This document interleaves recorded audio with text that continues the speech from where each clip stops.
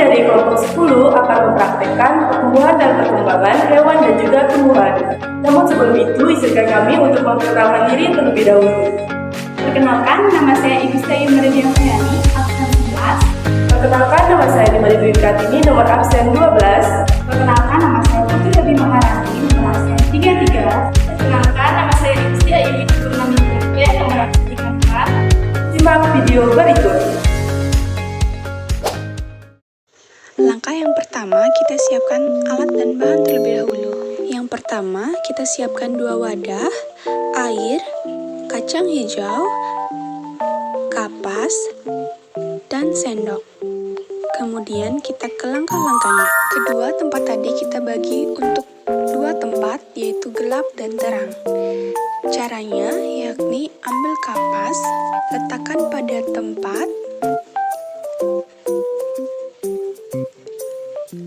kemudian ratakan hingga menutupi permukaan wadah. Masukkan beberapa kacang hijau ke dalam wadah. Kemudian kita tuangkan air ke dalam wadah secukupnya untuk membasahi kapas agar bibit kacang hijau dapat menyerap air yang ada di dalam kapas sehingga dapat tumbuh. Setelah itu, ratakan biji dengan ujung sendok agar saat biji tumbuh tidak saling terhalang satu sama lain. Untuk langkah selanjutnya, lakukan langkah yang sama seperti langkah sebelumnya.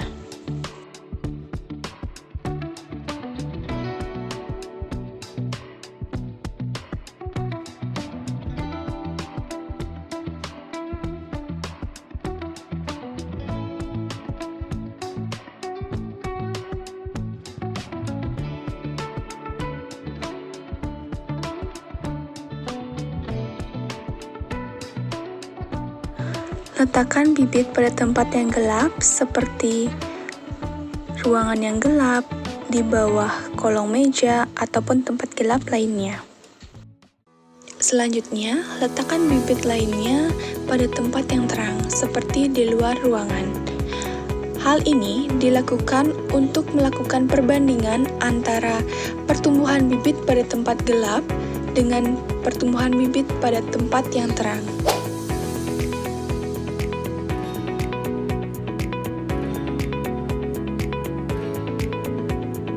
Dari hasil praktikum tersebut dapat ditarik perbedaan antara keduanya, yakni yang pertama, kecambah yang tumbuh di tempat terang berwarna hijau, sedangkan kecambah yang tumbuh di tempat gelap cenderung berwarna kuning pucat. Perbedaan yang kedua, kecambah yang tumbuh di tempat terang tumbuh lebih lambat, tetapi dengan keadaan yang sehat, memiliki daun yang berkembang baik. Sementara itu, kecambah yang tumbuh di tempat gelap mengalami etolasi atau bertambah pucat atau lemah dan tumbuh lebih cepat. Dan perbedaan yang terakhir, yakni batang kecambah yang tumbuh di tempat terang lebih kokoh, sedangkan batang kecambah yang tumbuh di tempat gelap tumbuh kurus dan tidak kokoh atau tidak lurus. Perbedaan ini terjadi karena cahaya matahari berpengaruh terhadap pertumbuhan tanaman. Cahaya akan mempengaruhi suatu hormon tumbuhan yang bernama auksin. Auksin merupakan hormon pertumbuhan yang berperan dalam pemanjangan sel pada meristem ujung atau apikal, akar maupun batang. Hormon ini sangat peka terhadap cahaya matahari. Jika tumbuhan banyak terpapar cahaya matahari, hormon ini akan rusak. Sementara pada tempat yang gelap, hormon ini akan terus terbentuk karena tidak ada hambatan berupa cahaya. Oleh karena itu, tanaman lebih cepat tumbuh, namun kurus karena sel yang bertambah hanya pada ujung meristem saja.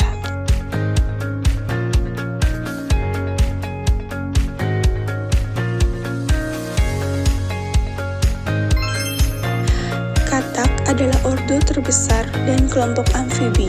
Ia termasuk ke dalam hewan omnivora yang bermetafisis sempurna, terdiri dari 5 fase, yaitu telur, kecebong, berudu 4 kaki, katak muda, dan katak dewasa.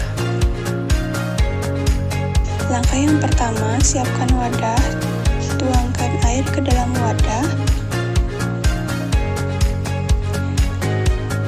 tuangkan kecebong ke dalam wadah sebagai tempat untuk melihat perkembangannya selama beberapa minggu. Berikut merupakan siklus hidup katak dimulai dari tahap pertama yakni telur. Telur katak mengapung di atas air berbentuk gumpalan atau jelly. Setelah itu telur akan segera menetas menjadi berudu saat usianya mencapai 1 hingga 3 minggu. Fase yang kedua yakni menjadi kecebong atau berudu, merupakan fase kedua dalam daur hidup katak setelah telur menetas. Kecebong mempunyai insang yang digunakan untuk hidup di dalam air. Insang muncul pada tubuh kecebong setelah 2 hari menetas dari telur. Pada tahap ini, kecebong hidup secara tertutup di dalam air selama 5 hari hingga kecebong berubah menjadi katak muda selama beberapa minggu. Fase yang ketiga, setelah berusia 8 minggu, katak muda akan mulai tumbuh kaki belakang dan terus membesar serta diikuti dengan pertumbuhan kaki depan. Pada minggu ke-12, jari-jari kaki pada katak akan mulai tumbuh dan terbentuk sempurna. Ekor belakang semakin memendek, insang sudah tergantikan oleh paru-paru, sehingga katak sudah mulai bernafas dengan paru-paru layaknya hewan lain. Fase selanjutnya adalah anggota tubuh pada katak muda akan berbentuk lebih sempurna dan menjadi katak dewasa.